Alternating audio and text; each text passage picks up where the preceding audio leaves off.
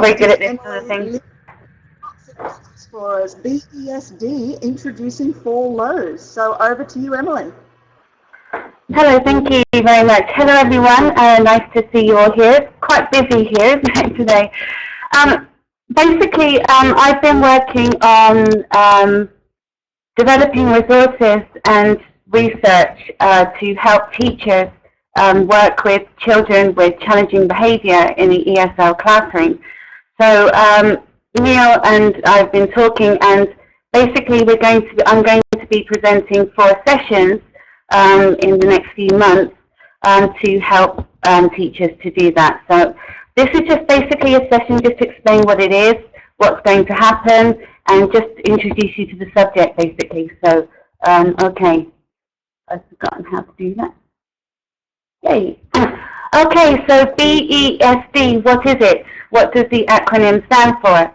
Okay, so first one is behavioral, emotional, social disorders.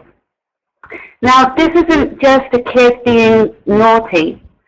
Kids can be naughty, kids can go through phases of disruptive behavior.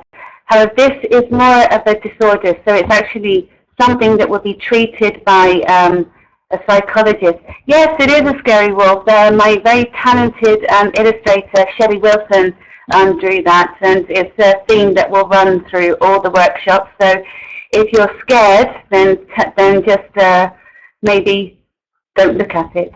But, okay. Okay, just a quick question and answer session. Do you or have you ever taught a YL or teen that you suspect has more than just challenging behaviour? Can you all go to the top of the screen and do a hands up if you say yes?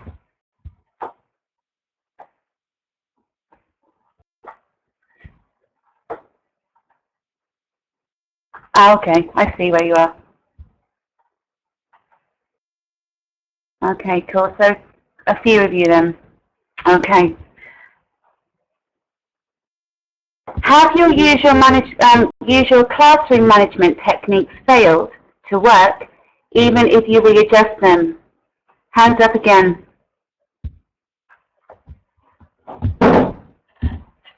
Yes, Estelle, it's young learners and teens.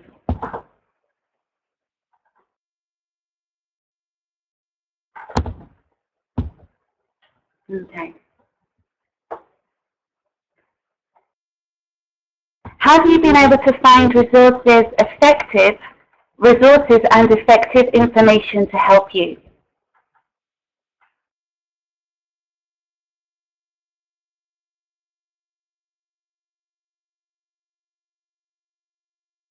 Yeah, a lot of hands down there. Okay. Are most resources that you have found, if you have found any, tailored for L1 communication?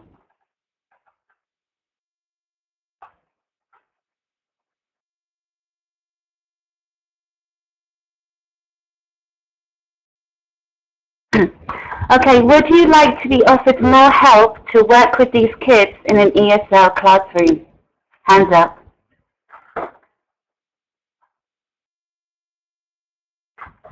Let's see how many of you said yes. Okay.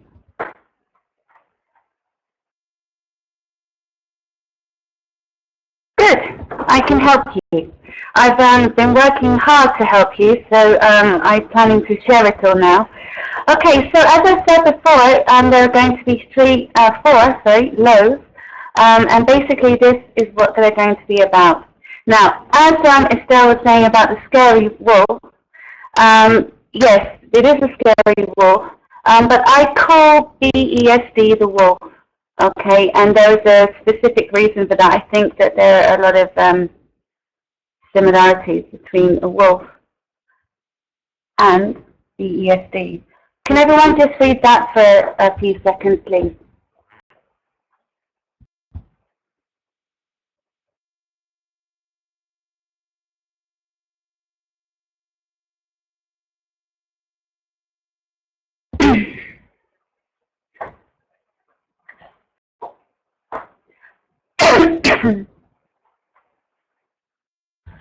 Okay, so this is a quote from Radiohead's song, Wolf at the Door.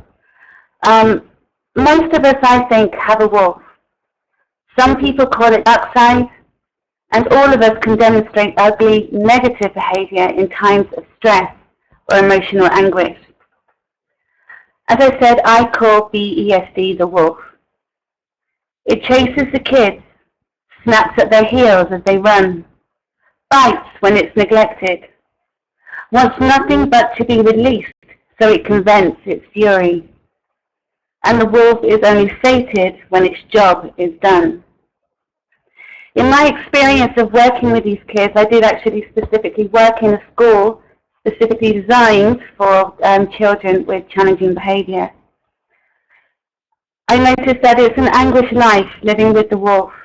It is wild, unpredictable, and mostly uncompromising. I tried to help these kids tame their wolf, and I would very much like to help you to be able to do the same. 4 workshops are necessary as it's such a huge subject. To achieve efficacy in helping these kids and maintaining class harmony, it is essential that these stages in teacher learning and understanding occur. Okay, so here are the 4 workshops. Session 1 will be understanding the nature of the wolf. Now the wolf's looking a bit more friendly. Okay, so session 1 will describe, what is BESD? What are its characteristics? How do we learn to differentiate just a naughty child that's playing up a little bit to one that might actually have a disorder that they can't control? How does BESD manifest itself? So what are the symptoms? What do we look for? Why does it happen? Some possible causes. Okay? So what happens in a child's life to cause BESD? I will say that not all of the causes that are listed have been proven. There is no actual specific reason why, but there are more frequency rates with kids that go through certain experiences in their life. How do kids with BESD feel? To me, this is one of the most essential parts of the workshop. If we can't understand how the kids feel, then surely we're unable to help them. How do kids with BESD feel when positive change occurs? Yes, Estelle, it is a recognized condition. How do they feel when positive change occurs? Quite often, the kids fight the change. They are so used to living with the wolf that they can't actually imagine life without it. It's having to change their whole personality. Okay. Session 2 will be how do we adapt ourselves as a teacher, demonstrating empathy for the wolf. We need to demonstrate empathy. We need to show these kids that we're trying to understand, even if we don't. That we understand that they're actually going through something that they can't help by themselves. They need us to show that we can see what they're going through. And part of this goes challenging our own feelings and reactions. So obviously teaching these kids is quite stressful, and I know, like, sometimes I'm like, oh, I've got my N2 class next and I'm really tired and Pablo's in it. So how do we challenge our own feelings and reactions so that we can break the barriers down and actually help these kids? How do teachers feel? Oh, go away. How do teachers feel? Okay, which is equally important. And actually you might find that when we do these sessions that there are some similarities between how the kids feel and how the teachers feel. Promoting and demonstrating constructive empathy skills, okay, which will help these kids in the classroom. It won't just help these kids, it will help all the kids in your classroom. Okay. Breaking down defensive barriers. This is not the kids, this is about adapting the teacher. This is us. This is how we stop being resistant to these kids.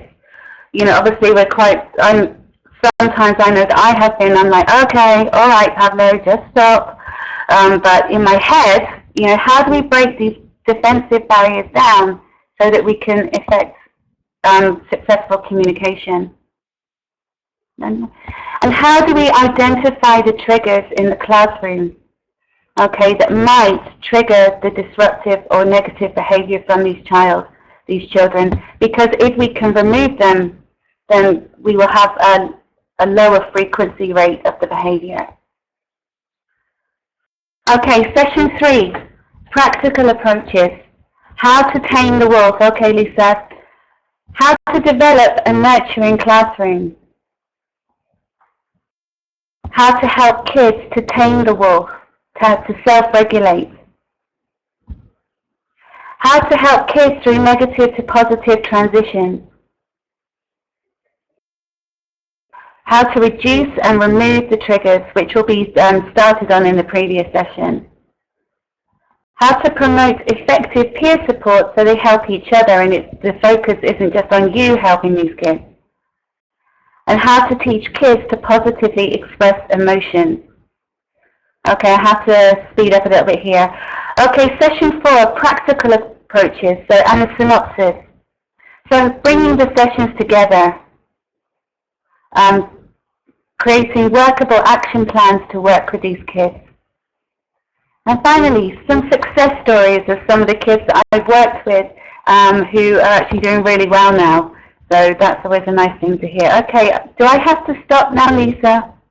Is that done?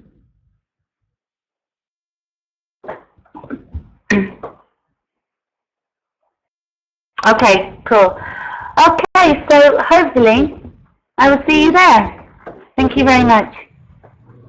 Fantastic. Thank you very much, Emily. And I think this is definitely an example of really making a difference. So thank you. And